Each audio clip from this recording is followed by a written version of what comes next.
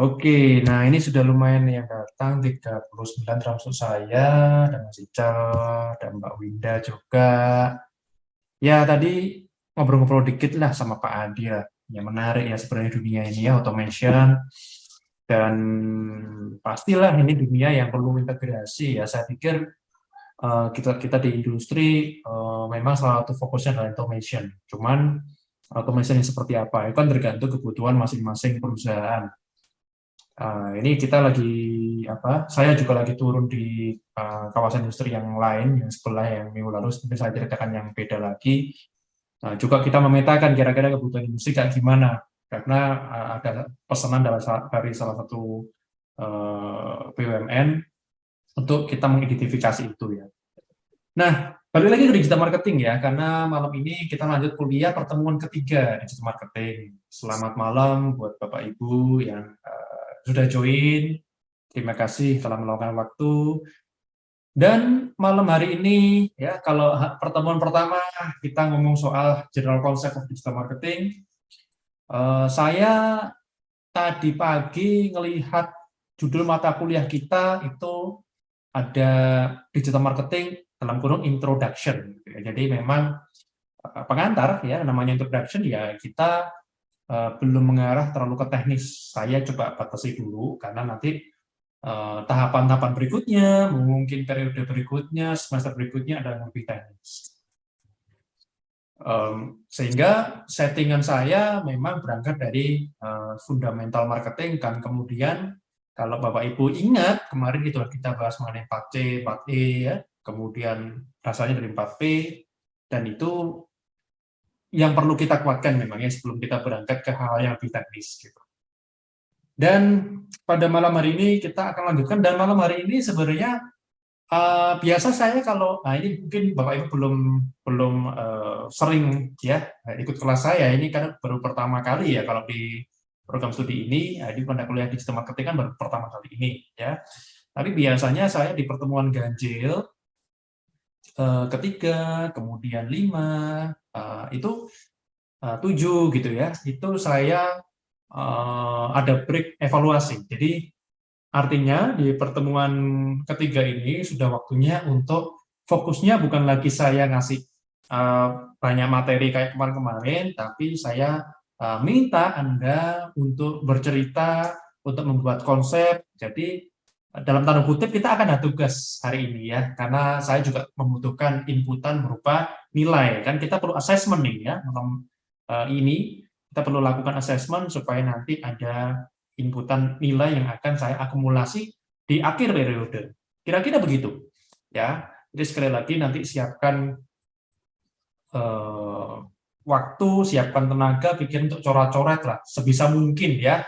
Tapi kalau Bapak Ibu di sini ada yang masih di jalan, mungkin dari perjalanan luar kota, pulang ke rumahnya ya oke lah ya. Tapi diusahakan yang bisa, yang di rumah atau lagi di kantor Anda bisa coret-coret. Harapan saya Anda bisa terlibat dalam presentasi pada malam hari ini.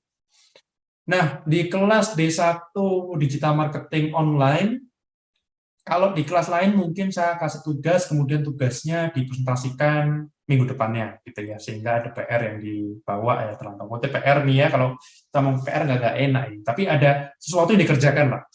Tapi kalau kelas digital marketing online, saya ingin ya kalau mau ada yang dikerjakan, kalau harus ada yang dikerjakan, dikerjakan waktu kuliah aja. Jadi tidak membebani Anda, tidak membebani Bapak Ibu, ya untuk mengambil waktu selain kuliah. Itu gaya saya. Tapi mungkin ada dosen yang memberi tugas, saya nggak tahu. Itu hak beliau ya. Saya tidak bisa, kita tidak bisa menyamakan satu metode dengan metode lain, ya metode satu dosen dengan dosen lain. Tapi kalau di saya kelas malam seperti ini, pekerjaannya akan dikerjakan waktu kuliah, gitu. Baik, minggu lalu, nah ini ada yang punya ide Bapak Ibu sambil kita ngobrol-ngobrol santai ya. Selamat malam Mbak Yolandita, Pak Eli, Pak Sukandar, kemudian Mbak Aryani ya. Selamat malam semuanya, Mbak Liliana Novitasari, Pak Suryono dan lain-lain. Sudah lumayan ramai dan lumayan seru kita kalau kita mulai pada hari ini, pada malam hari ini. Kita akan lanjutkan dari pembahasan minggu lalu. Betapa pentingnya customer experience. Betapa pentingnya customer experience. Dan itu adalah satu poin yang saya fokuskan minggu lalu. Malam ini, yang baru datang, mungkin saya akan mengambil nilai dan fokusnya ke Bapak Ibu sekalian. Jadi malam ini akan banyak Bapak Ibu yang bicara daripada saya bicara. Gitu.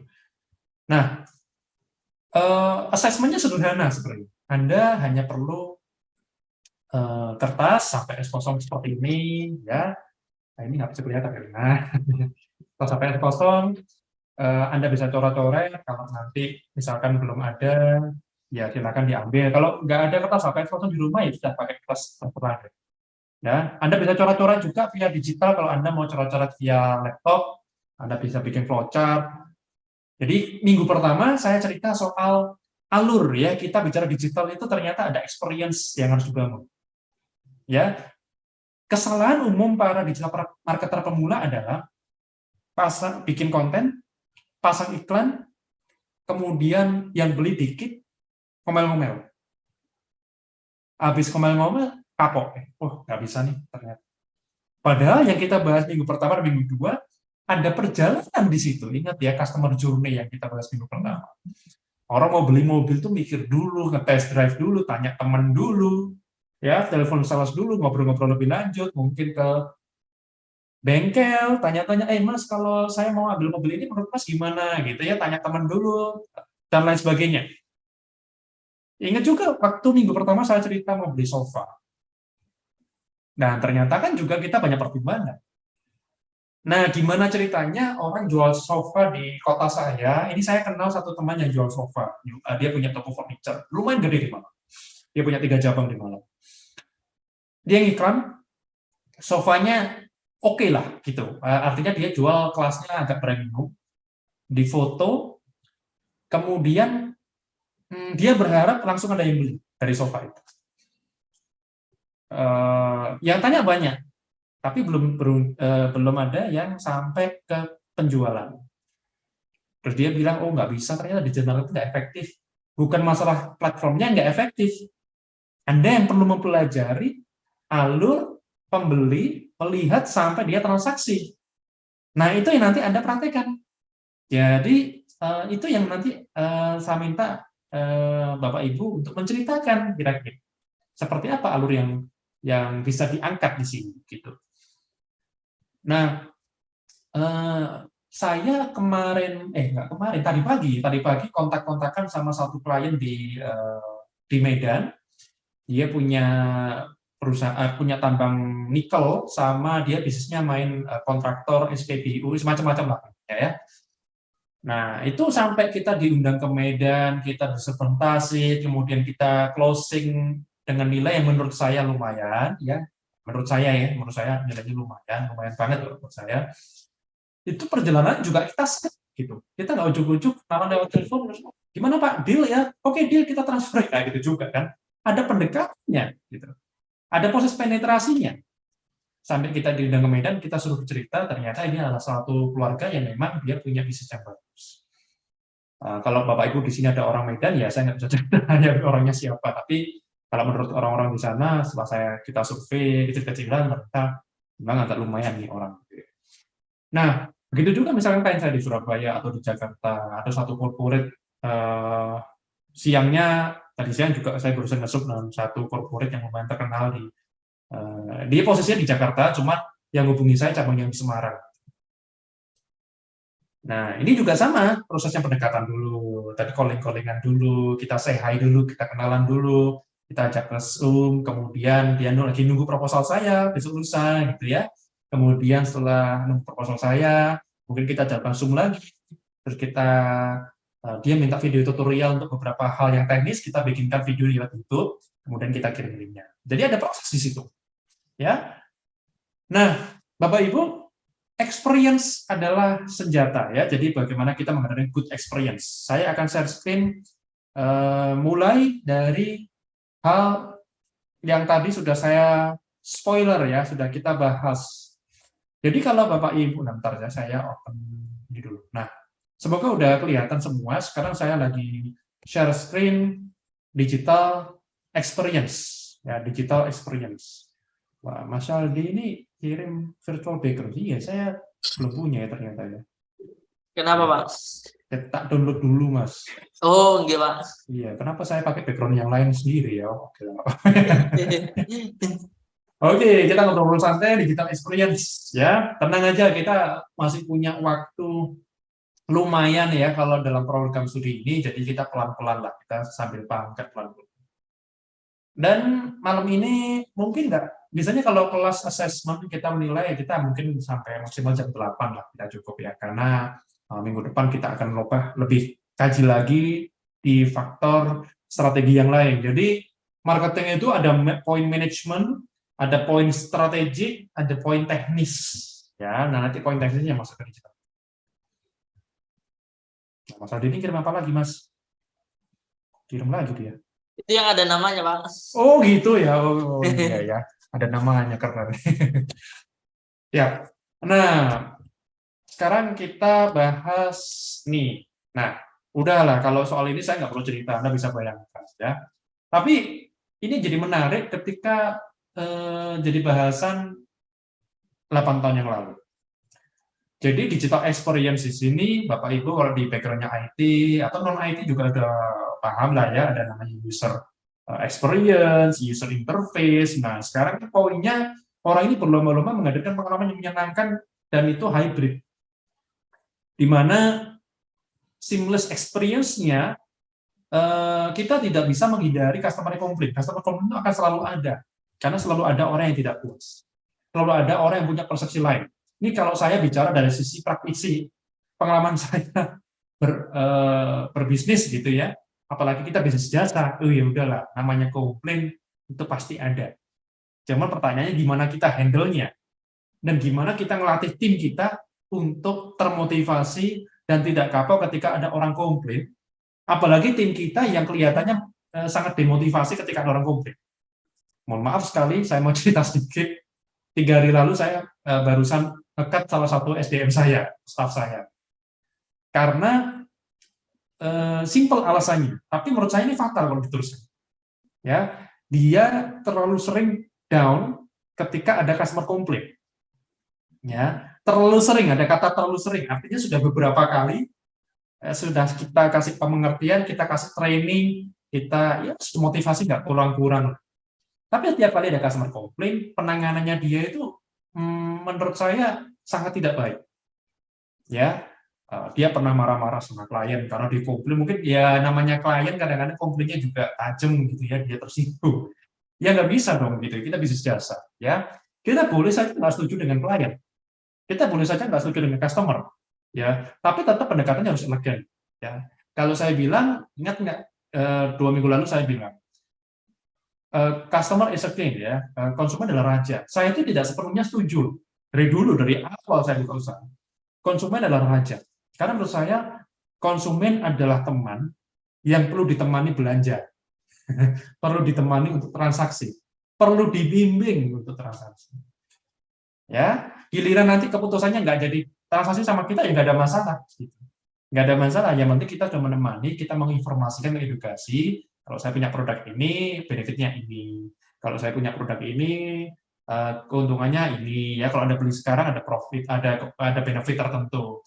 Ya, tapi kita juga kadang-kadang menceritakan, oke, kekurangan produk kita ini, tapi jangan khawatir kekurangan tertutupi dengan banyak kelebihan dari produk atau layanan kita, gitu ya. Nah, Gojek sendiri, kalau Anda perhatikan sudah mendevelop banyak sekali fitur-fiturnya, dan juga mengembangkan experience yang tadi saya. Ya, Pak Adi setuju ya, customer vendor adalah partner dan menjadi raja ya, apalagi zaman sekarang gitu. Zaman sekarang di mana kita udah bahas bahwa era kolaborasi, era kita membangun ekosistem gitu ya.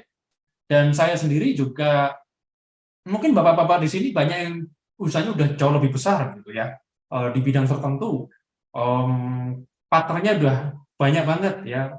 Saya juga menggalang banyak partner, banyak partnership, karena itu salah satu fungsinya adalah mempercepat segalanya. Kalau kita bikin sendiri semua ya capek. Satu capek, keluar biaya banyak. Ketika keluar biaya banyak, pasti resikonya juga banyak.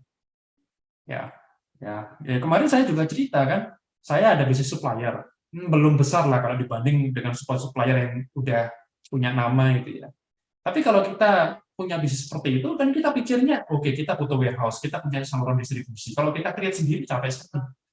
Ya, kita partnership, share profit dan segala macam, kita create. Nah, seninya adalah ketika kita berkomunikasi dengan orang-orang yang kita bilang, wah ini bisa nih jadi partner kita. Wah, ini bisa nih kita ajak join. Dan semuanya kita harus bisa menempatkan diri kan. Di mana kita harus menjadi orang-orang yang punya value di situ. Perusahaan kita punya value. Nah, pengalamannya adalah menarik ketika kita pertama-tama tahu Gojek, tahu Uber. Dulu kan ada Uber ya. Pertama kali saya ingat pakai taksi online kita pakai Uber. Ya, kemudian ada masa di mana kita sekarang udah kayak sultan gitu. Kita pencet-pencet HP, kita pencet-pencet tombol, ya tiba-tiba makanan datang. Dulu mana bisa. Nah, kemudian berkembang lagi. Nah, ini ada hubungannya dengan Pak Adit cerita nih, robotik ya, robot. Ini kan sebenarnya ya menarik ya, cuman saya belum tertarik untuk beli. Teman-teman saya udah pada beli kemarin ya, waktu di Jakarta kemarin. Ada beli rame-rame kemarin gitu. Tapi kan ada experience yang kurang. Apa itu? Nah, kalau kita punya, mohon maaf ya, punya ART, ya kita bisa cerita-cerita, kadang dia bisa gibahin orang ya. Walaupun kadang-kadang nyebelin juga sih, tapi ada pengalaman gitu ya, ada pengalamannya. Wah, lucu ya, punya sudut pandang kayak gitu ya. Kok bisa ngobrolin orang, kamu sendiri nggak kenal orangnya. Ada artis posting apa, dia gibahin gitu ya. Ini menarik ya. Ya, dan sekarang di zaman kita, wah, kita pengen semua otomasi. Yang unik adalah ketika banyak orang yang senang otomasi, selalu ada orang-orang yang pengen kembali ke manual. Ya, makanya misalkan saya membangun sistem digital, saya selalu kasih touch point yang dimana kalau bisa ada go offline-nya, ada offline-nya, ada pengalaman offline-nya, karena itu touching-nya kenal banget. Ya, jadi nggak bisa sampai set online semua. Dan robotik ini ya akan berkembang terus. Tapi ingat, ada sisi di manusia yang selalu ingin disentuh secara langsung, diajak ngobrol gitu ya. Makanya sampai sekarang saya juga punya tim call center, walaupun nggak banyak sih. Timnya nggak banyak, nggak sebanyak kalau kantor-kantor yang punya call center itu sampai satu ruangan. Nggak, saya nggak banyak. Tapi ada. Kenapa? Ya untuk menjembatani orang-orang yang pengen diajak ngobrol. Karena kadang-kadang konsumen tuh ngobrol soal bisnisnya, ngobrol soal produknya dikit. Tapi ngobrol soal dirinya sendiri itu panjang gitu. Dan dia pengen, kadang-kadang ada konsumen yang pengen curhat, nelpon dan cuma curhat. Itu di tempat saya terjadi gitu. Atau pengen sekedar bahas ide-idenya dia, walaupun nanti ide-idenya juga nggak selalu kita eksekusi. Itu terjadi. Makanya saya dari dulu selalu mendevelop, berinvestasi pada tim saya yang bagian call center, karena dia harus bisa menjadi orang yang humanis. PR kita adalah selalu ada tim atau staff yang down gara-gara itu tadi dikomplain, dimaki, kemudian customer yang nggak baca website kita atau nggak baca profil kita, ini banyak tanya, akhirnya nggak jadi beli. Ya, bagaimana kita mendevelop tim kita supaya tetap dia mau melayani, walaupun dalam artian tertentu kita harus stop, dalam artian tertentu ya. Bagaimana kita melatih tim kita ketika orang udah nggak beli lagi nih, udah 5 tahun jadi pelanggan kita, tiba-tiba udah nggak beli lama. Atau baru stop sebulan beli pelanggan kita, terus dia nggak lanjut lagi. Tapi tetap kita say hi, tetap kita telepon, gimana Pak? Nggak ada hubungannya dengan kerjaan. Dan saya latih tim saya, tolong jangan telepon hanya karena mau nawari produk. Say hi aja, gitu. Kayaknya, pagi Pak, gimana kabarnya Pak? Itu sering kita lakukan. Tapi bukan jadi orang yang membosankan, yang menuntut ya setiap hari ngirimin itu juga spamming. Alami aja, alami ya. Jadi dia bikin kalau di WA dia bikin status, di IG dia bikin story, dan kita komunikasi secara natural dan tidak selalu jualan. Itu yang penting. Ingat prinsipnya, pada dasarnya orang itu tidak suka dijual. Jadi kalau Anda selalu posting jualan, orang juga malas. Udah, itu ya yang perlu kita perhatikan. Nah, ini yang kemarin juga sudah bahas Google Ads ya. Nah, misalkan kita spend 289 juta dari 2020 kuartal kedua, kemudian kita cari klik. Nah, itu juga gini, saya ingat orang tanya, Pak Hari kenapa sih harus kok mau-maunya gitu ya Pak Google 200 juta 2 tahun gitu. Nah, teman saya juga 200 juta, ada yang cuma 3 bulan dia spend 200 juta. Ada yang cuma sebulan dia spend 200 juta gitu ya. Belum lagi kalau ditambah duitnya klien saya. Jadi kan proyek-proyek kita sendiri. Kenapa? Karena ini sudah kita ukur. Ya, kita sudah ukur gitu. Jadi artinya biaya yang kita keluarkan paling nggak oke, ini ada profit sekian dan ini balik modal gitu. Di salah satu proyek gitu ya. Tapi juga ada proyek-proyek yang kita organik gitu. Ada juga gitu. Dan kalau memang di push iklan nggak balik modal, ya kita evaluasi dulu. Kita tahan diri dulu. Tapi bukan berarti ketika belum balik modal kita kapok. Kita coba cek salahnya di mana. Kadang experience-nya kurang bagus. Kadang orang, wah ini ngiklan tapi boncos terus karena websitenya kurang informatif. Contohnya, atau ketika dia masuk website, dia cari nomor WA susahnya setengah mati. Udah ketemu WA, di WA nggak balas-balas. Sayang. Atau produknya nggak tepat. Macam-macam. Ya. Nah, sekarang kita masuk konsepnya.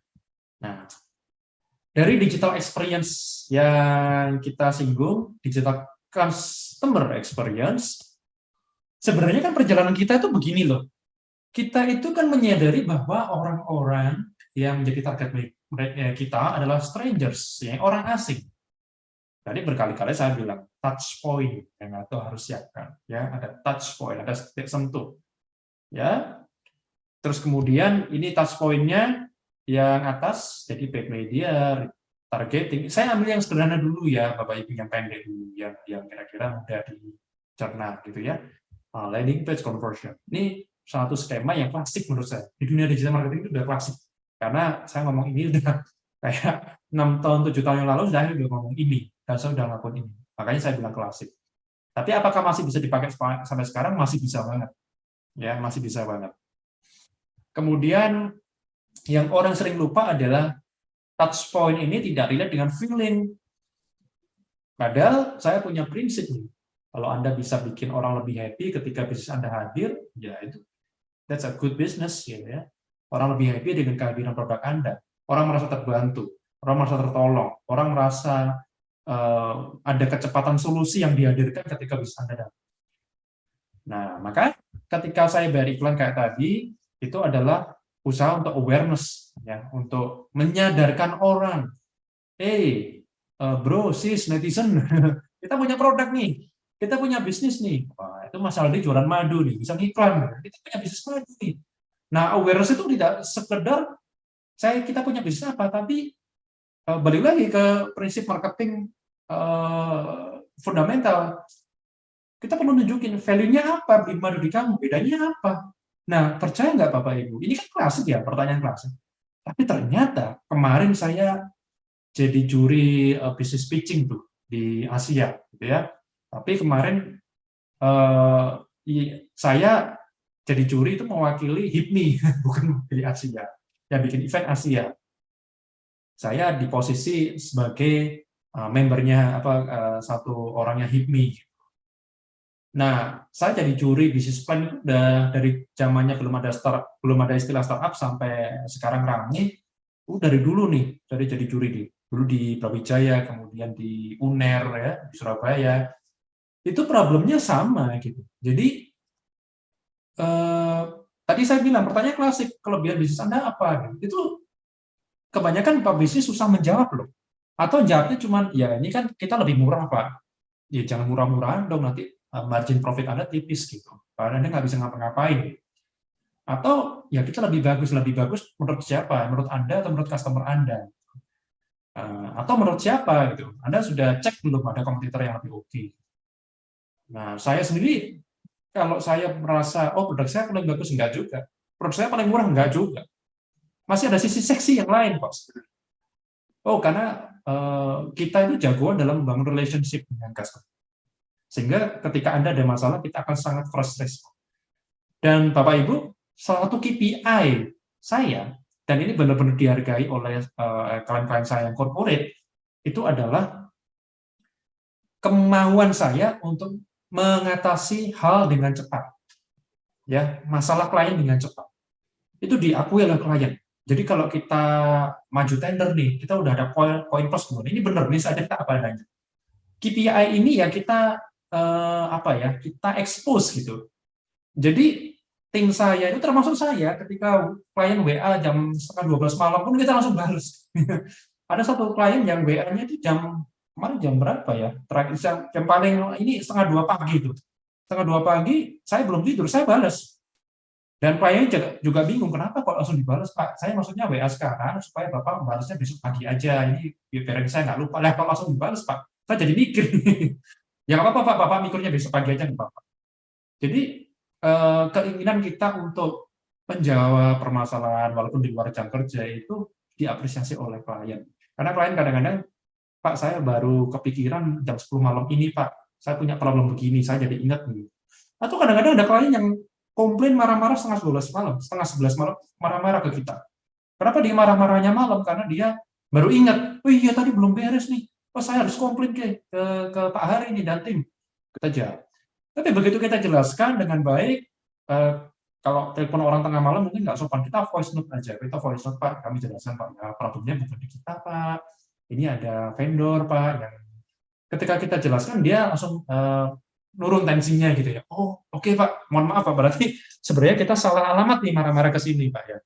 Nah, itu contoh, ya.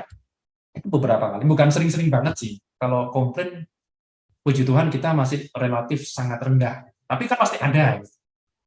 Nah, balik lagi ke awareness. Jadi orang itu aware dengan nilai kita. Orang itu aware, oh ada bedanya ini memang dari vendor sebelah.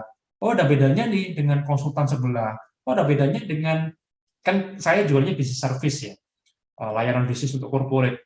Oh ada bedanya memang. Walaupun ini ada solusi-solusi yang belum ketemu, paling enggak timnya Pak Hari ini nggak lari.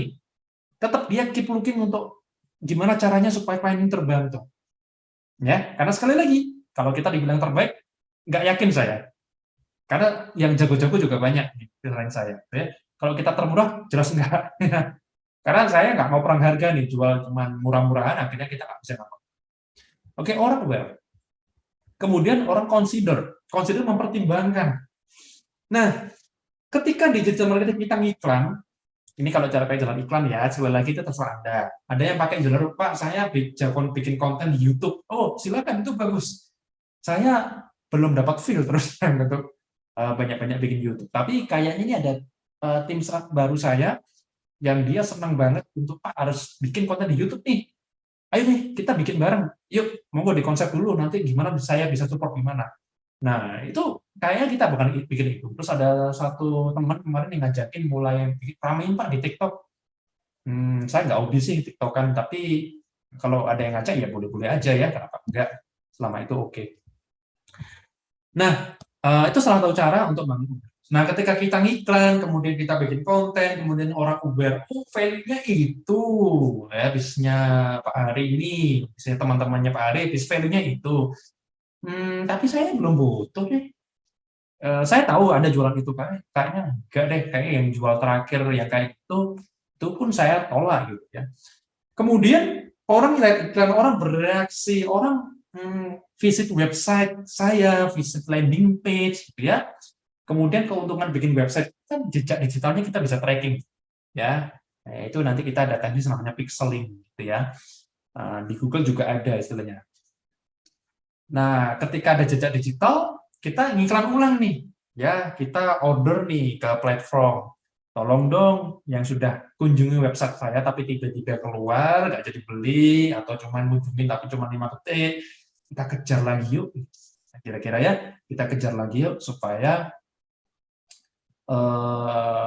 orang tetap ingat dan orang mau pertimbangkan ulang apakah mau beli produk saya atau enggak. Nah, itu namanya retargeting. Kita targeting, Mbak. Ya, jadi kita kayak dikejar iklan ya, kita buka website orang lain ya, muncul produk kita lagi. Kita buka sosmed, muncul dia lagi. Itu retargeting namanya. Dan ini pengalaman saya ya, harus berapa kali retargeting, munculin iklan di orang ya. Dulu saya punya pemahaman iklan kalau udah dilihat, misalnya ini follow up ya. Follow up itu kalau udah 3 kali dia pasif, dia nggak mau, kemungkinan dia memang percuma, dia bukan target kita. Tapi kok 2022 kemarin saya punya pengalaman, saya punya statistik yang unik. Ini tergantung produk Anda ya sebenarnya. Di produk saya itu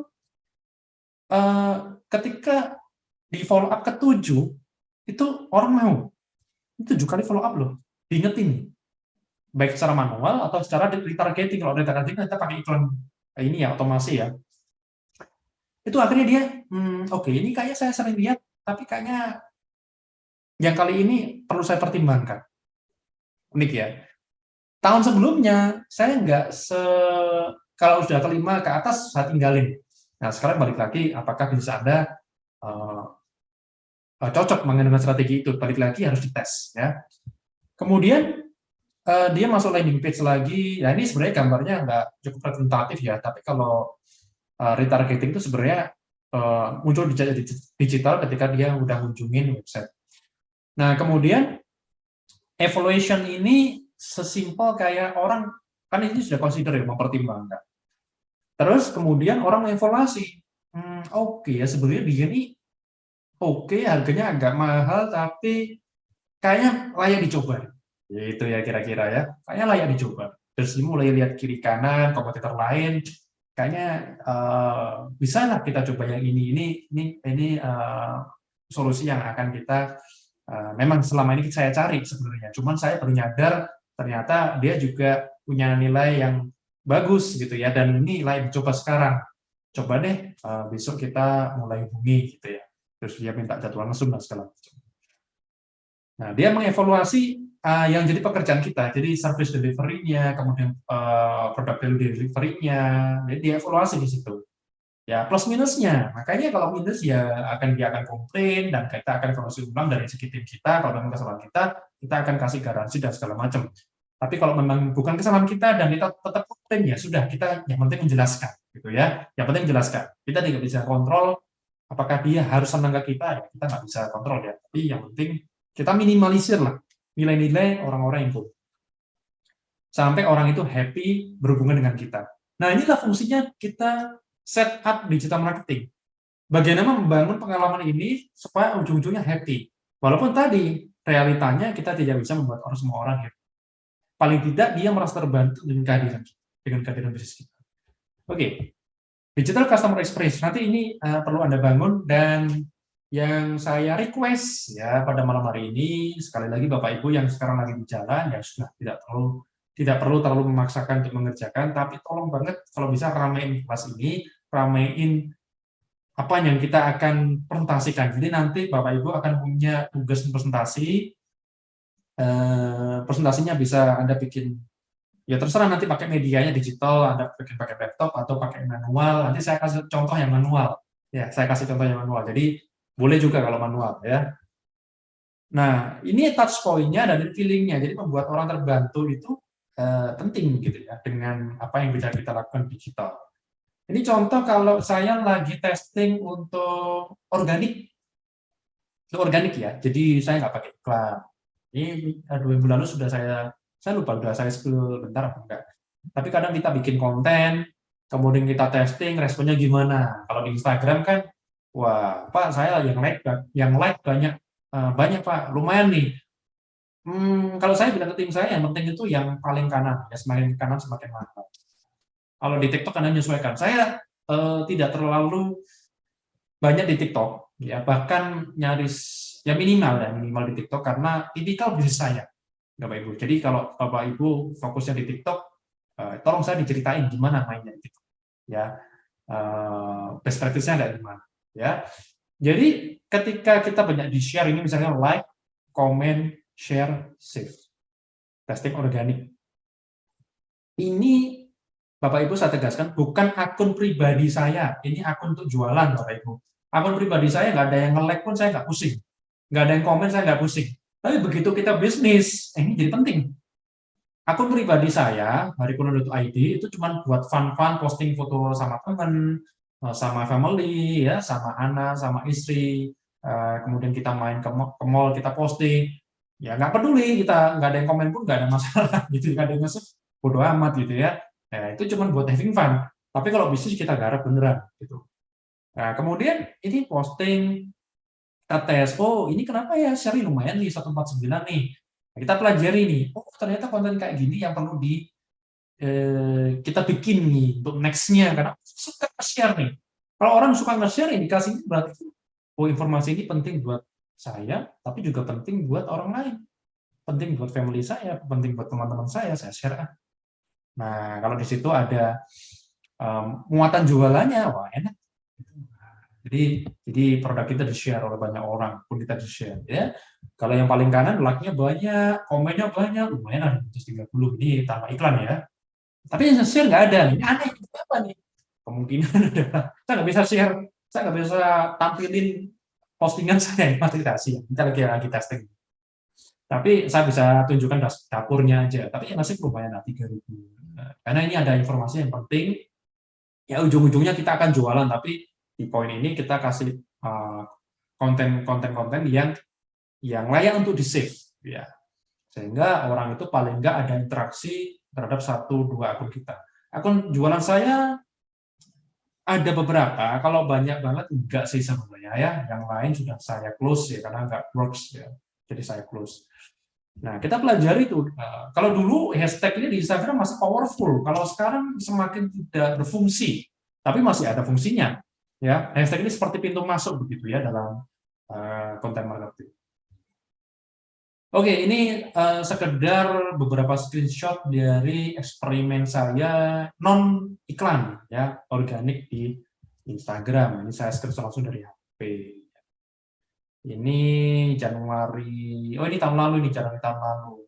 Iya, ini iklan, ini SEO, jadi kita ngerank ya. Jadi kalau SEO itu gimana kita caranya website kita nomor 1. Nah, ini ada peningkatan nih, sudah ada rank nomor 1. Ini bukan website Rekostain, ini satu project yang saya sementara saya sensor dulu. Nah, kita lagi eksperimen. Nanti kalau udah selesai saya ceritakan semuanya. Jadi ada peningkatan gitu ya, tingkat di Google. Sekedar cerita, nanti ada teknisnya. Nah, Bapak Ibu, ini yang sebentar lagi Bapak Ibu kerjakan. Kita sekarang ada di posisi 7.10 di jam saya. Artinya kelas ini sudah berjalan kurang lebih 40 menit. Ya, tapi ya, ini kan kita ada ngobrol-ngobrol dikit lah, tinggal 5 menit lah. Ya, jadi Bapak Ibu, tugasnya hari ini adalah merancang kira-kira touch point-nya untuk customer mungkin Anda silakan nanti cerita soal bisnis sendiri. Kalau Anda punya bisnis, silakan cerita soal bisnisnya sendiri. Kalau Anda sebagai seorang profesional, Anda kerja di Anda kerja di corporate, di perusahaan, Anda cerita soal perusahaan Anda. Atau Anda, Pak, saya cerita apa ya? Kayaknya nggak cocok, Pak. Produk saya pertanian, ya gitu-gitu doang, Pak.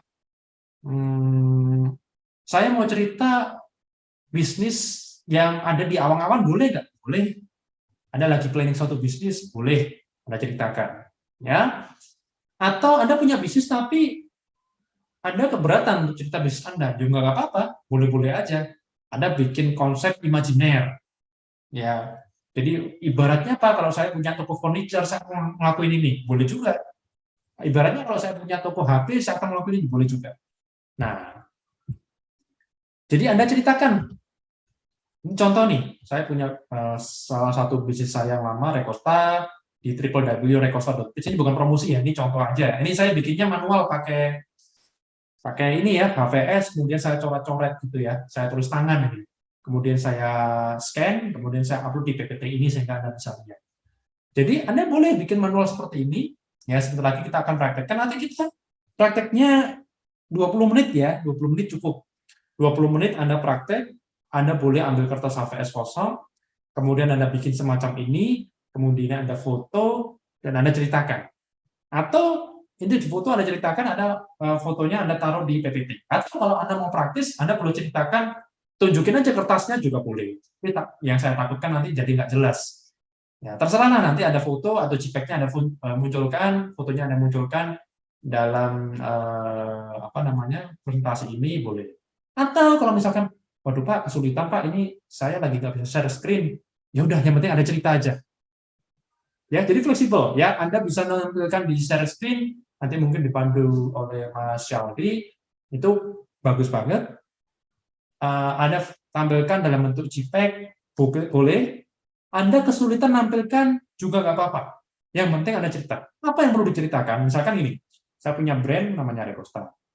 Saya punya produk, salah satu produk saya adalah market research. Saya punya 6 produk dari Recosta, 6 produk utama. Ya, market research. Kita riset pasar, kita survei konsumen. Misalkan Carrefour mau buka cabang baru di kota Banyuwangi. Kita meriset nih, Banyuwangi gimana nih kondisinya nih. Kita discover, kita mengidentifikasi potensi-potensinya, dan kita akan rekomendasikan Carrefour, kamu buka di jalan ini aja, karena secara ekonomi jalan nih, melalui survei kita, dan orang punya preferensi yang tinggi terhadap produk-produkmu. Itu yang kita lakukan dalam market research. Dan itu adalah jasa ya. Produk saya bukan goods, bukan barang, tapi jasa. Status saya adalah business owner. Nanti Anda bikin seperti ini ya. Jadi brand-nya apa? Misalkan di tempat Anda bekerja, atau produk imajiner Anda boleh. Produknya apa? Jadi brand-nya kan namanya ya. Kemudian status Anda sebagai apa di situ? Sebagai owner satu bisnis, atau sebagai co-founder, atau sebagai marketing staff, atau sebagai operation manager, ya Anda ceritakan di situ. Atau sebagai admin juga boleh. Ya, jadi tergantung. Misalkan Anda bekerja sebagai admin, Anda ceritakan sebagai. Nah, kita bahas digital experience. Saya jelaskan dulu ya. Jadi kalau di bisnis saya, di produk market research ya, tapi kalau produk saya yang lain bisa beda banget. Ini saya cerita kalau market research. Prospek itu sebelum transaksi ke saya, dia cari dulu. Ini yang dinamakan prospek search ya, pencarian oleh prospek. Dia cari saya di Google. Di Google dia ketik market research Jawa Timur, market research Surabaya, market Malang dan sekitarnya. Dia cari, ketemu iklan saya Google. Ya, dia cari di Google, dia ketemu iklan saya. Sederhana ya, sudah saya jelaskan minggu lalu juga. Ketemu di Google. Kemudian dia klik iklan Google, dia masuk ke website saya. Nah, kalau dia pengen mengetahui banyak hal tentang bisnis saya, dia lanjut ke form, dia input data-datanya. Biasalah kita attract dia, ayo dong, kamu kasih datamu, nanti kita follow up. Tapi bisa jadi dia leave website saya. Dia kayak, enggak, saya nggak butuh ini, ternyata cuma gini, ternyata beda dengan apa yang kita ekspektasikan. Dia leave nih. Ya, dia leave. Nah, yang saya lakukan berikutnya retargeting. Kita bisa tracking jejak digitalnya. Teman-teman yang di sini background-nya IT pasti lebih paham daripada saya, karena saya background-nya manajemen. Ya, untuk tracking gitu ya, mungkin teman-teman jauh lebih paham ya. Tapi kalau saya pengguna platform aja, jadi kita lakukan retargeting, ya, kemudian kita bawa dia kembali ke website. Ya, jadi kita melakukan iklan Instagram, kemudian iklan Instagram itu akan ketika diklik akan membawa dia kembali ke website untuk mempertimbangkan ulang, consideration ulang gitu ya. Bener, kamu nggak butuh produk ini, coba dibaca lagi deh. Coba ini loh ada tawaran diskon khusus hari ini. Anda klik tawaran itu, kemudian Anda masuk ke website, nih ada yang perlu Anda baca, ada yang perlu Anda lihat nih. Ya. Oke, ini ada Bu Alamanda, baru bisa join karena pulang kerja dan masih hujan. Oke, nggak apa-apa Bu ya. Ya namanya juga, ya kadang-kadang masih hujan juga ya di sini ya. Tapi malam ini di Malang cukup oke lah kondisi cuacanya. Oke, saya lanjut ya. Retargeting, kemudian masuk website, kemudian dia masuk form, kemudian dia ngisi data. Nah, ini jadi prospek database saya. Jadi saya punya database prospek. Saya tunjukkan ya, database prospek itu kayak ini loh. Sebentar saya cek. Nah, ini nih. Nah, ini ya. Nih, contoh ya, database prospek. Ya, subscriber ini masuk di email. Nah, itu contohnya. Nah, setelah kita punya database orang-orang yang punya minat minimal untuk melihat produk kita, baru kita follow up. Ya, follow up kan sudah ada from input nih. Jadi kita follow up lewat WhatsApp, ya, kita nelpon, ya. Dan database ini tidak melulu dihasilkan dari website atau dari struktur mekanisme digital. Bukan kadang lagi, seringkali saya melakukan business networking, bisnis event, kemudian saya masuk di komunitas-komunitas bisnis, saya kenalan sama orang, orang tertarik, kasih saya kartu nama. Kadang-kadang orang yang, oh kayaknya oke dong kita bisa kerjasama. Saya save nomornya ya, kita WA ya. Nah itu juga masuk dalam prospek database. Jadi inceran kita tuh, ya. Nah setelah kita follow up, ternyata dia tertarik untuk ngomong lebih lanjut. Kita adakan Zoom meeting, atau kalau dia satu kota, atau mungkin Malang Surabaya kan jaraknya 1,5 jaman ya. Kita kalau kliennya agak serius itu kita visit. Nah kita visit, langkah berikutnya kita kirim proposal manual ini ya. Kita bikin proposal, kemudian kita ajak dia ke Zoom lagi, atau kalau satu kota kita ajak dia lunch biasanya. Saya sering lakukan itu. Nah ingat, dalam proses ini ada sisi non-digitalnya, ada sisi offline-nya. Saya ngajak dia lunch. Tapi dampak dari kita ngajak lunch itu kan bisa beda banget, impactful banget gitu ya. Jadi ya saya udah bilang ke tim jangan pelit-pelit lah kalau ada klien yang nggak lumayan gitu, ajak dia lunch gitu. Dan lunch-nya juga harus agak lumayan gitu.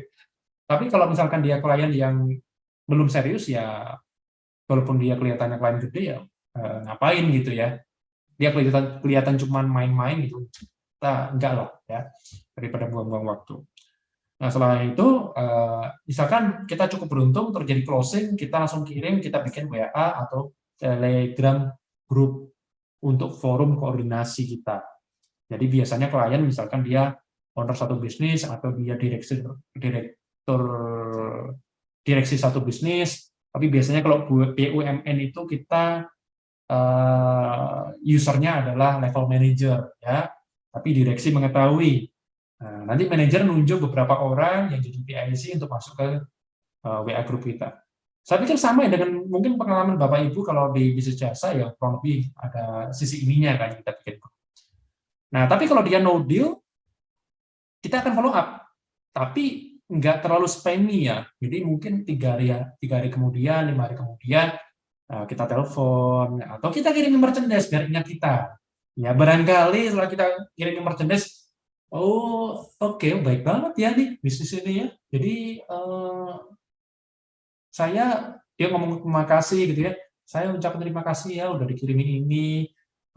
Bolehlah, semoga nanti kita punya kesempatan bersama atau walaupun kita nggak deal, saya tahu ada orang yang butuh produk Anda. Saya tahu ada bisnis yang butuh layanan Anda. Nah, itu ya, jadi ada sisi di mana ada touch point yang seringkali orang nggak pikirkan, ini udah nggak deal, tapi tetap kita baik-baikin gitu ya. Atau kadang kita kasih tutorial gratis, kita kasih produk gratis, itu seringkali terjadi. Dan nggak selalu berujung manis, ada juga yang cuek-cuek aja tuh. Ya, merchandise kita diabaikan lah, nggak nyampe. Udah, itu resiko bisnis. Nggak apa-apa.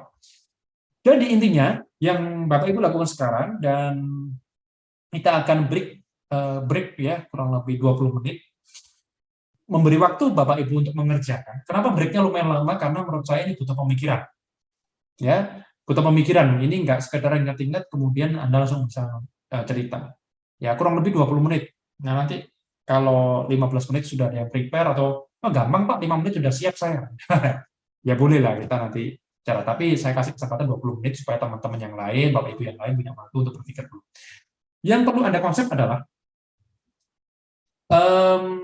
satu, perjalanan dari bisnis Anda dan pengalaman Anda, pengalaman apa yang Anda hadirkan di situ. Touch point apa yang Anda hadirkan di situ. Ya, awalnya gimana nih? Ingat customer journey saya, gitu ya. Nah, dari customer journey yang minggu pertama, mungkin perlu Anda sempurnakan. Ya, mungkin ada yang perlu sempurnakan sehingga yang tadinya cuma beli sofa, lihat di IG, kemudian saya. Nah, sekarang itu kan dari sisi Anda jadi customer. Sekarang dari sisi Anda sebagai seorang bisa entrepreneur, bisa profesional, artinya Anda yang mewakili bisnis. Kira-kira pengalaman apa yang Anda instalkan dalam perjalanan ini? Sehingga Anda melihat, oh ya, saya kalau bikin bisnis ini, saya mau touch dia di sini. Saya mau kasih pengalaman dia di sini. Saya mau ajak dia makan dulu. Saya mau ajak dia meeting dulu. Dan ini tidak harus dari A sampai Z digital. Ya, saya sudah contohkan, bisa Anda di tengah-tengah, Pak, kalau bisnis saya ternyata banyak pengalaman offline-nya nih Pak. Gimana? Nggak apa-apa, cerita aja. Pak, ini sama sekali nggak ada digitalnya. Nggak apa-apa Anda cerita. Tapi ingat, ketika Anda menyadari bahwa oke, selama ini kayak gini sih, tapi kayaknya kurang nih, kurang efektif ini, kurang engage nih, interaksinya kurang. Kalau gitu tahapannya saya tambah nih. Contoh nih, ketika orang di sini masuk website, ngisi form, kemudian di follow up, kemudian diajak Zoom meeting, kemudian proposal, setelah itu kita tunggu closing apa enggaknya, kita tambahkan poin, kita ajak langsung. Barangkali setelah lunch dia berubah pikiran. Yang tadinya no deal jadi deal. Yang tadinya closing, produk yang dia beli semakin nambah. Jadi volume transaksinya semakin gede. Itu contoh. Ya, atau yang tadinya kita nggak bikin WA atau Telegram group, sekarang kita bikin supaya koordinasinya lebih gampang dan dia tahu bahwa kita serius dibantuin dia. Nah, ini contoh yang saya tambahkan. Ini kalau di saya sudah terjadi. Tapi kita ngomong 4 tahun yang lalu belum seperti ini, masih terlalu pendek. Saya evaluasi apa yang kurang ya. Ada missing link ini, kenapa yang kurang? Saya tambahkan, poin ini ada kurang. Coba, kalau ada ini kayaknya lebih keren lebih sih. Merchandise juga gitu. Ini baru-baru ini aja sih. Tapi ternyata ada dampaknya loh. Walaupun dampaknya belum sesuai ekspektasi ya, tepatnya yang cuek, tapi ada dampaknya. Ya, jadi sekali lagi yang masih bingung, kalau minggu pertama Anda melihat dari sisi customer, kalau sekarang Anda melihat dari sisi bisnisnya, dan Anda desain seperti apa. Tidak perlu sesuai kenyataan, ya Anda bisa menambahkan sana-sini, tapi ini adalah idealisme Anda, menurut saya seperti ini. Oke, ya coba kita bikin 15 menit ya, nggak usah 20 menit, karena ternyata ini sudah dekat setengah 8. Silakan bagi yang ada pertanyaan, sebelum kita break 15 menit untuk mengerjakan. Dan ini Mbak Winda juga ngasih link presensi ya, sambil nanti diisi, sambil Anda break. Silakan Mas Rifa. Ya, terima kasih banyak Pak Hari waktunya. Yes. Mohon izin nanya Pak, untuk yang digital experience itu gimana kalau company ya Pak? Maksudnya dalam tanda kutip perusahaan dan nggak make website atau apa, prospeknya cuma lewat WA gitu, berarti langsung aja ya? Langsung aja. Jadi Langsung aja. seperti tadi ya, misalkan saya punya mahasiswa di kelas pagi, ya di kelas reguler, Iya Pak. itu dia menceritakan mengenai bisnis ayahnya. Ayahnya ini di bidang pertanian. Nggak ada digital-digitalnya Pak. Masa saya harus paksakan orang konsumen ayah saya di bidang pertanian, masa dia harus download aplikasi dulu, bukan website? Nggak nyambung Pak. Loh, nggak apa-apa, ceritakan apa adanya. Gitu. Ceritakan apa adanya, tapi paling nggak ada pengalaman tuh. Orang beli kan nggak, dia produk, wah langsung beli nih. Misalkan contoh dia kemarin contohin produknya adalah pupuk untuk pertanian. Perjalanan orang tahu, diceritain, diedukasi, sampai beli itu ternyata ada skema, kalau di breakdown itu lumayan panjang. Sampai akhirnya ada petani yang membeli produknya dia, nilainya setengah ton, gitu misalkan ya. Itu panjang banget ternyata. Gitu. Harus diajak ke sini dulu, diajak ini, diceritain dulu, diajarin dulu, baru oke deh Pak, saya mau beli Pak setengah ton, nah coba. Gitu. Jadi boleh Mas Rifa, nggak apa-apa. Baik, siap paham Pak. Terima kasih banyak Pak. Thank you. Yang lain Bapak Ibu ada pertanyaan, silakan. Kalau udah paham semua lah, gampang ini ya, kita introduction dulu kok ya, nanti mau teknis ya. Digital marketing itu kalau mau saya SMA itu udah main SEO ya. Kalau mau belajar semua, wah memang banyak teknis ya. Tapi kalau buat saya nih, karena saya udah lumayan lama, pada akhirnya satu ilmu itu ketika Anda pelajari yang level dewa, level yang paling rumit, pada akhirnya yang penting ada hasilnya. Itu ya. Yang saya ajarkan nanti selama kuliah, lakukan yang menurut Anda itu works, ada proven itu bisa mendatangkan hasil. Nggak ada urusan ketika nanti ada orang yang merasa lebih ahli, kemudian dia, cuman gitu doang. Ya, kalau cuman gitu doang mah anak SMA juga bisa. Nah, kalau itu menghasilkan, kenapa enggak? Daripada rumput-rumput enggak ada hasilnya. Nah, buat saya seperti itu. Contoh, saya ada bisnis di bidang konstruksi, ya, dan ini sebenarnya konstruksinya konstruksi elektronik dan kelistrikan begitu lah. Kemudian saya di bisnis itu eksperimen, saya cuma pakai Google My Business, tapi Google My Business estimasi, ya, sehingga dia bisa mendatangkan target yang kita inginkan, yang ada duit, dan nggak terlalu banyak tanya, dia eksekusi. Dan yang saya optimasi cara gratisan semua, saya nggak iklan, saya nggak bikin website, udah semuanya gratisan, simple. Jadi ternyata berhasil loh. Dan ROI kita itu gila gitu ya. Kalau dalam hal persentase, ya dalam hal tingkat pengembalian. Kalau dalam hal volume transaksi atau revenue, ya kita masih jauh kalah dengan para kontraktor besar. Saya akui, jauh banget kita kalah. Tapi ingat, ini caranya simple, dan niatnya dulu cuma eksperimen. Nah kok ternyata berhasil, akhirnya kita bikin kantor beneran. Nah, itu contoh. Jadi, Pak, saya cuma bisa tiktokan. Loh kalau itu berhasil, kenapa enggak? Apakah Anda harus ngiklan, apakah harus bikin website yang keren, yang rumit, apakah harus download aplikasi, apakah Anda harus minta orang lain untuk download aplikasi? Ya kalau itu rumit dan nggak ada hasilnya buat apa? Gitu. Ya kira-kira gitu ya. Silakan, ada yang lain, mungkin ada pertanyaan? Di chat juga boleh. Jadi Anda bikinnya boleh di AVS, boleh bikin flowchart pakai, saya suka pakai ini ya, software Draw.io itu juga boleh ya. Atau Anda bikin di PPT boleh, pakai aplikasi lain di laptop Anda juga boleh ya. Anda kesulitan, ceritakan aja juga boleh. Semoga banyak juga yang kasih flowchart ya, biar kita dapat. Oke, clear ya kayaknya. Kalau clear, sekali lagi saya ralat, breaknya nggak jadi 20 menit, karena ternyata udah malam. Nggak terasa saya ngoceh 1 jam ya. Kebanyakan makan kerutu ya tadi pagi. Ya, Bapak Ibu, saya jam 7 tadi udah ngajar loh. Mau ajar terus, ini jam 7 ngajar lagi. Senin ini luar biasa memang. Kalau buat saya jadwalnya. Jam 3 tadi bimbing mahasiswa yang mau maju ini PKL. Jadi, oke, energi saya belum habis. Saya harap energi Anda juga masih powerful, karena energi itu menentukan rezeki. Kira-kira begitu. Yuk, oke, kita break 15 menit. Kita akan kembali, kalau di jam saya ini 19.31, kita akan kembali 19.45. Saya izin off cam, saya mau bikin kopi dulu. Tapi nggak ada kopi, ini kan di kampus ya.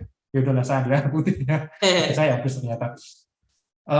Saya break kita break 15 menit. Nanti ketika Bapak Ibu sudah selesai, masuk lagi 19.45, saya harapkan langsung sukarela partisipasi, karena terus terang saya ambil nilai. Mungkin Bapak Ibu ada yang, nilai nggak penting Pak. Ya, bagi yang penting aja ya. Yang penting kita partisipasi supaya nanti ada inputnya lah buat nilai UAS gitu ya. Jadi nilai yang saya ambil hari ini adalah satu komposisi untuk membuat struktur nilai UAS ya. Ada porsinya lah, porsinya lumayan gede. Energi di Papua sudah mau habis. Iya, daya Papua ya, semoga lah. Semoga masih ada dan semoga masih powerful. Thank you ya dari jauh-jauh masih pantau malam ini.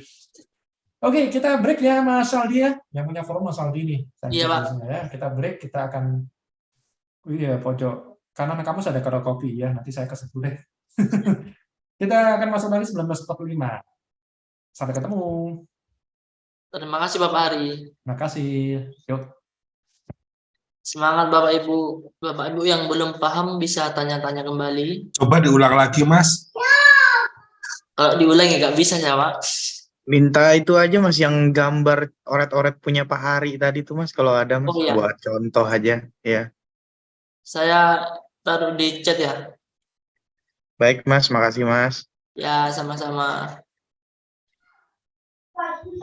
Atau di share screen kan aja. Share screen. Oke.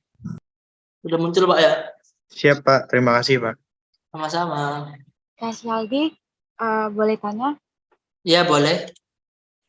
Ini kan buat pengalaman, bikin customer journey itu yang dimana pengalaman ya? Iya. Buatnya taruh di mana? Maksudnya bikin. Aku masih belum paham juga. Ibu Alamanda ini pernah punya usaha atau bekerja atau gimana? Kalau usaha ini mau jalan. Oh, masih mau jalan? Iya. Oh, berarti belum ada perjalanannya. Gimana? Kalau pekerjaan? Kalau berarti bisa, Iya kan, ini yang dibutuhkan perjalanannya, Bu. Kalau Ibu masih mau mulai usaha, berarti kan belum dijalankan Google Ads-nya atau Instagram-nya, jadi belum bisa dijelaskan. Nah, ya maksudnya tugasnya dikerjakan dalam Word atau gimana nih? Nulis pengalamannya. Bebas, Bu. Kalau Ibu bisa menyampaikan langsung tanpa Word, tidak apa-apa. Kalau Ibu pengen lebih jelas lagi, biar ingat menjelaskannya, biar detail, ditulis di Word, terus di share screen boleh, atau di Notepad juga boleh. Oh, Bebas. oke, makasih ya, Kak. Ya, sama-sama Bu Alamanda. Nah, saya udah kembali. Selamat datang Bapak Hari. Oh, sudah 15 menit ternyata, Pak ya. Iya, nggak jadi ngopi deh. Naik turun tangga lumayan. Kayak kita cari keringat malam. Iya. Bapak Ibu, saya itu punya hobi kalau malam jam segini, jam 8 tuh malah saya cycling sepeda muter gitu ya, keliling kompleks. Nggak tahu itu kayak memancing kreativitas saya karena saya tinggal memikir kalau jam setengah 11 malam. Nah, kalau udah penasaran sama suatu hal itu biasanya nggak tidur sampai jam 2 pagi gitu ya. Ya, tapi kan kita masing-masing punya kebiasaan, punya trigger ya. Kalau saya sih kadang-kadang udah mentok gitu, cari ide, saya bisa cycling gitu. Atau kita lari-lari kecil. Oke, jadi gini Bapak Ibu, mungkin ya, saya tadi nggak dengar sih, mungkin ada teman-teman yang di sini ngobrol-ngobrol ya, dengan Mas Aldi atau Mbak Winda, tapi bahkan saya juga masih banyak yang sekarang mungkin masih kerja, bingung mau ngapain ya, atau ngerjainnya juga masih setengah-setengah gitu. Setengah-setengah artinya, wah kok mentok sampai di sini ya, ini harus melanjutin ke apa lagi nih flowchart-nya. Nggak ada masalah. Kita masih akan lanjutkan minggu depan kok ya untuk pembahasan ini. Karena menurut saya ini juga nggak bisa sekali jadi ya. Jadi saya memang batasi jam 8 lebih 5 lah untuk malam ini. Kenapa? Saya itu punya jadwal mesum Bapak Ibu. Jadwal mesum malam ini saya dengan orang Taiwan. Dia mintanya orang mesum malam-malam ya. Ya. Kita lagi ngomong satu proyek digital juga. Dan dia mau dia ketemu saya di LinkedIn dan dia lagi lagi nawarin bisa bantuin kita nggak, company kita untuk masuk ke Indonesia karena negara mungkin menarik banget gitu ya, tadi ngobrol di LinkedIn. Saya ajak, ya udah ngesum aja gitu. Terus dia ngajak ngesum jam 6:30 malam kalau waktu Indonesia. Saya bilang ada janji nih, ada kelas nih kalau jam segitu. Oh nggak apa-apa, malam-malam aja ya, tapi jangan terlalu ini juga, jangan terlalu malam juga. Jadi nah, kita janjian jam 8:15 nih ya. Jadi ya udahlah. Ini kita bisa ngobrol sampai jam 8:05. Saya akan prepare beberapa hal untuk saya obrolin ke orang Taiwan ini. Jadi ya memang kita ada preparation dikit lah. Dan minggu depan kita masih akan lanjutkan, kita akan matangin dalam hal digital experience untuk Bapak Ibu yang belum sempat. Ya memang kita nggak bisa, ketika di sini ada 60 orang minus saya dan Mas Aldi, Mbak Winda, tetap sampai akhir pertemuan kita nggak bisa minta semua dari Bapak Ibu presentasi, akan panjang sekali waktunya gitu ya. Tapi jangan khawatir, tetap ada poin plus yang lain yang Anda bisa kejar, misalkan waktu assessment nanti, waktu tes online, langsung isi form dan segala macam. Nanti ada mekanisme yang lain. Baik, nah ini sudah ada yang angkat tangan nih, Mas Rifa ini kayaknya on fire nih Mas Rifa. Dan untuk Bapak Ibu yang nanti belum gini, udah bikin konsep tapi belum sempat presentasi, boleh silahkan. Ini tadi saya baca kayaknya ada yang mau email. Di gini aja dimasukkan, diupload di Google Drive. Saya kasih linknya ya sebentar. Saya bikin folder, nah itu sebentar. Di kolom chat. Nah, Anda bisa upload konsep Anda, baik berupa PPT, berupa Word, berupa apa lagi ya, Canva juga boleh, atau coretan tangan. Ya, Anda foto atau Anda scan, boleh diupload di situ. Tapi linknya benar apa enggak ini? Anda tes deh, bisa masuk apa enggak? Tadi saya salah ngirim link. Oh, udah bener ya. Udah ada yang masukin soalnya. Bisa, Pak. Bisa ya? Oke, oke. Saya lupa tadi kopas link yang mana. Ini kayaknya bener. Oke, jadi Anda bisa upload di situ dan saya akan pantau nanti setelah saya meeting dengan calon klien, saya akan ambil nilai juga. Nah, Mas Rifa, mau cerita Mas Rifa? Silakan Mas Rifa. Iya Pak, mohon izin itu Siap. konsepnya saya kirim di apa tadi? Di Oh, kolom di chat Drive ya. sama di apa? Di Google Drive. Mohon minta tolong bantu share screen Mas Oke. Aldi. Mas Saldi bisa Ya, masuk nggak? Shaldi. Terus share screen. Oh iya, baik, Pak. Ya. Ya, Nah, Mas Rifa cerita. Assalamualaikum warahmatullahi wabarakatuh. Terima kasih Waalaikumsalam. teman-teman atas kesempatannya. Jadi ini pengalaman di company atau di perusahaan tempat saya bekerja. Di situ nama perusahaannya Mahoding Industries, membawahi beberapa perusahaan dan kami itu bergerak di biomass atau energi alternatif yang memang ramah lingkungan daripada batu bara. Singkat cerita, jadi prospek research-nya karena memang awalnya kan saya sempat cerita di pertemuan pertama itu sebagai konsultan politik dan masuk ke sini karena awalnya memang dari dunia itu. Karena kebetulan yang CEO-nya yang punya ini memang juga bergerak di dunia politik. Jadi prospek research-nya itu pertama karena memang kami sering melakukan pertemuan atau acara tuh di event atau community, misal acara organisasi apa atau gimana, biasanya akan saling persentase dan memperkenalkan produk kami. Atau yang kedua, kalau memang sudah kenal lama, langsung dihubungi lewat WhatsApp. Misal mereka nggak tertarik atau keluar dari penawaran, akan dilakukan penawaran lagi, di pertemuan selanjutnya. Nah, biomass ini dia memang energi yang ramah lingkungan. Salah satu contohnya itu adalah cangkang kelapa sawit. Jadi kelapa sawit itu kan biasanya dibikin, diproduksi beberapa bagiannya, namun cangkangnya ini dibuang, dijadikan limbah.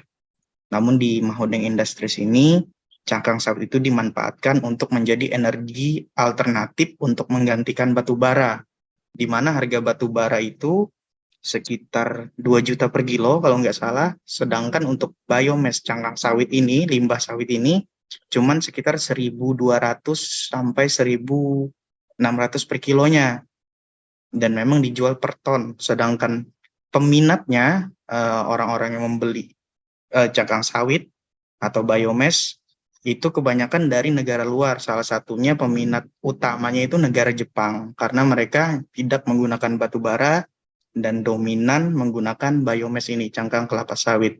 Singkat cerita juga konsumen Jepang ini juga kami temukan di dalam business networking ini, event atau community. Jadi kadang di Jepang itu karena mereka aktif menggunakan biomass, limbah sawit ini, mereka sering melakukan acara event besar dunia yang mengumpulkan seluruh company atau pengusaha yang aktif dalam dunia energi alternatif.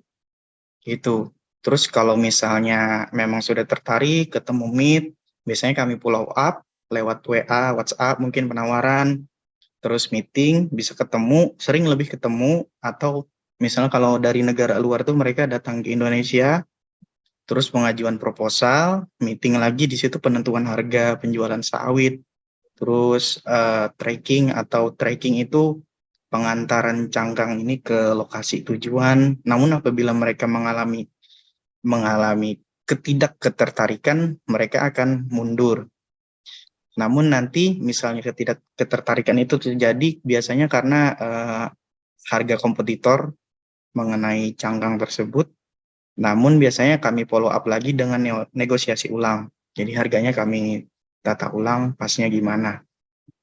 Lalu misalnya saat meeting mereka deal, ya di proses terakhir akan langsung tanda tangan kontrak, berapa ton, berapa kontainer dari Kalimantan atau dari Jawa dikirimkan, misal antar pulau atau antar negara. Gitu aja sih mungkin. Terima kasih banyak atas kesempatannya. Terima kasih, seru ya. Jadi enaknya kalau mahasiswa masing-masing punya background ini, kita bisa sedikit banyak tahu tentang teknis ya, karena Kita kan dari bidang yang macam-macam. Terima kasih Pak Rifa. Lanjut Mas Terima Aldi. kasih Pak Hari. Monggo Bapak Adi. Ya, Mas Ical boleh bantu untuk apa itu share yang flowchart tadi? Oh, yang Bapak Hari. Iya, yang dari Pak Hari. Oh, yang dari Bapak Hari. Kalau yang punya saya sudah saya upload juga Mas Ical di Drive. Iya, Pak. Ini, Nah, Pak. share screen aja. Soalnya saya cuma tulis-tulis ketik-ketik ini nggak nampak ternyata. Oke, Pak. Ya. Jadi untuk brand itu brandnya adalah Automation LT. LT itu Leres Teknika, perusahaan saya Leres Teknika Grasindo. Kebetulan statusnya saya itu owner. Walaupun perusahaan masih kecil tapi ya owner saya. Jadi automation itu kita ambil dari automation production line, yang mana production line itu pasti banyak manpower yang diperlukan. Namanya line garis, dari banyak penggabungan di assembly line itu banyak kali yang dilakukan dan banyak manpower yang diterapkan di situ. Jadi kita langsung cek ke websitenya, karena kita juga bergerak di bidang automation, kita cek websitenya, umpamanya Philip yang di Batam itu produksi apa, kita cek produksinya apa dia, produksinya umpamanya A, B, C tentang elektronik, umpamanya Epson tentang elektronik sama plastik, kita ambil yang elektronik, ya pasti ada production line-nya di situ. Terus kalau tidak ada yang sesuai atau leave, kita akan create. Berarti opportunity-nya nggak ada. We create the opportunity. Bagaimana itu bisa terjadi? Seumpamanya dia nggak ada production line, kita buat itu menjadi automation yang lainnya.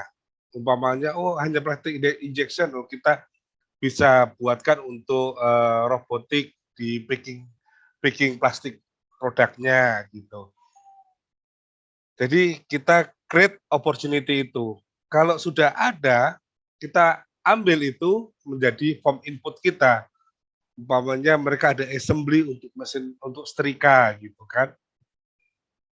Kita ambil terus setrika bagian apanya. Itu prospek database-nya. All unit-nya atau di heater-nya. Oh, unit finish good-nya. Oke. Prospek database-nya kita masukkan dari situ. Jadi bisnis networking-nya itu adalah community ya, karena saya juga tergabung dalam Expat Club Indonesia, terus community futsal ya, karena di daerah kami, di Batam ini, customerku adalah tetanggaku, supplierku juga tetanggaku, customerku teman ngopiku. Karena kota yang kecil. Jadi sewaktu kita bikin cacat, satu orang bilang jelek, 1000 orang akan percaya kita jelek. Tapi kita bikin 100 kebaikan, belum tentu 5 orang itu berkata kita baik. Jadi di bisnis networking ini benar-benar kita jaga, sehingga akan menimbulkan apa yang di prospek database ini dapat dengan mudah kita follow up dengan bantuan WhatsApp, karena lebih ke end user. Terus setelah itu, meeting Zoom atau visit, kita pasti akan panggil namanya purchasing. Yang penting WhatsApp dulu, setelah itu meeting purchasing. Setelah meeting purchasing, kita masuk ke proposal. Di proposal inilah kita ada diskusi dengan membawa desain yang kasar. Oh, nanti pergerakan robotnya sekian, oh, seperti ini, manpower-nya berkurang sekian persen. Efeknya bagaimana, plus minusnya semua diturunkan. Setelah itu oke, kita akan membuat satu meeting berikutnya, yaitu tentang budgeting. Dengan gambar yang lebih detail. Setelah budget ternyata out of budget, kita harus sesuaikan ekspektasi customer dengan ekspektasi kita. Karena ekspektasi customer cenderung lebih tinggi, ekspektasi price vendor cenderung tinggi. Antara ekspektasi ini tidak akan meet, yang satu di atas, yang satu di bawah. Jadi kita harus meet-kan dulu apa yang dimau, robotik yang mereka mau, yang sesuai dengan kebutuhan mereka, dan yang sesuai dengan budget mereka. Sehingga harus kita dekatkan dengan deal itu. Kalau tetap tidak deal, ya berarti kita akan mundur. Tapi setidaknya kita harus tetap berjuang bagaimana opportunity itu tetap terjadi. Dan kita mendapatkan hal itu. Biasanya sih dapat, Pak. Sejauh ini dapat. Karena need customer sesuai dengan budget mereka. Setelah itu, kita ketemu lagi untuk dealing. Jadi antara desain, terus detailnya itu sama price-nya, approval di desain dan harganya semua, tanda tangan baru kita bisa closing. Nah, dari closing itu baru kita share di portofolio perusahaan kita. Kita pernah melakukan proyek apa aja. Umpamanya di proyek Sepia atau di proyek Sell Wild. Kalau di perusahaan saya, di PT Leres ini, kita udah ngerjakan satu proyek automation welding system untuk di Amazon, Brazil. Ada beberapa portofolio juga kita ngerjakan di Dubai. Sekarang lagi running untuk Sepia, proyek Sepia sama Shellwile di Dubai. Begitu, Pak. Jadi kalau merchandise ini tidak saya masukkan sewaktu no deal. Sebelum masuk proposal, merchandise ini harus kita masukkan di sekitar follow up WhatsApp sama Zoom meeting. Masuknya di situ. Karena kalau sudah no deal, kita call atau ada merchandise, efeknya akan terasa cuma sekitar 20%, itu dari pengalaman saya ya. Kalau merchandise-nya masuk di sekitar waktu follow up dan Zoom meeting sebelum masuk proposal, biasanya lebih mengena sasaran. Itu aja Pak Hari. Oke, Terima Bapak kasih. Adi. Oke. Sama-sama. Ya, jadi thank you Pak Adi. Mohon maaf Pak Adi, ini nama lengkapnya siapa Pak? Mas Kak Adi, Pak. Pasca Adi Prasetya. Sebentar saya cek nih di presensi ini, Pasca Adi Prasetya. Iya. Oke, Bapak Ibu, terima kasih. Jadi mohon maaf nih, saya pending dulu ya. Minggu depan kita akan lanjutkan untuk obrolan kita masih soal digital experience, cuma minggu depan tetap ada sesuatu materi yang baru. Pertemuan genap keempat, saya kasih apa ya, bukan best practice ya. Saya itu agak anti dengan istilah best practice ya, karena ketika kita munculkan kata best practice itu kreativitas kita jadi menurun menurut saya. Jadi kita selalu keep looking dengan metode-metode baru. Mohon maaf karena ini saya lagi mau prepare nih call meeting untuk jam 8.15. Terima kasih tadi yang udah angkat tangan, saya menghargai betul ada partisipasi, ada antusiasme yang bagus. Dan ada yang tanya nih, Bu Elisa, kalau seandainya ke G Drive-nya video penjelasan dan konsepnya apa bisa? Boleh ya, boleh, asalkan tidak terlalu panjang karena G Drive-nya yang tadi saya bagikan itu banyak juga file-file dari mahasiswa kelas lain Kalau terlalu besar filenya, menu-menu di drive. Tapi selagi itu bisa diakomodir dengan file yang mungkin lebih lebih singkat itu oke lah. Bisa. Jadi silahkan Bapak Ibu yang malam ini tadi masih saya ambil 2 ya, minggu depan kita akan banyak diskusi lagi. Saya pikir karena antusiasme juga tinggi, kita akan bisa melakukan diskusi. Untuk sekali lagi yang rekan-rekan di sini yang ingin upload mengenai pekerjaannya pada malam ini yang sudah bisa ngerjain, silakan diupload di Google Drive. Itu filenya sudah saya kasih di kolom chat.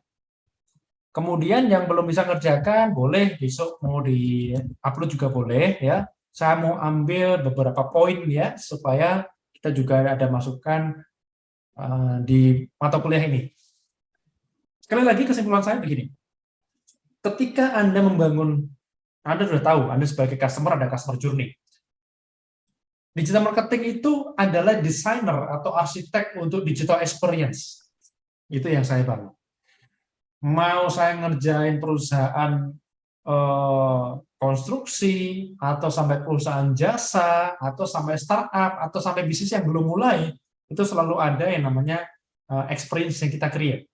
Nah, mau panjang mau pendek itu tergantung bisnisnya. Yang jelas adalah tugas kita sebagai marketer mendekatkan mereka ke arah transaksi. Kalau sudah transaksi, mendekatkan mereka ke arah loyalty. Nah, sekarang tinggal masalah bagaimana kita memahami alur itu. Kemudian angka berikutnya ketika udah paham, bagaimana kita menyiapkan strateginya. Nah, minggu depan saya akan kasih materi mengenai cara-cara yang dilakukan oleh top brand dunia dalam konteks digital marketing. Mungkin saya akan ceritakan Coca-Cola, Nike, gimana penetrasinya, gimana dia bangun brand awareness, gimana dia set up brand equity, gitu ya.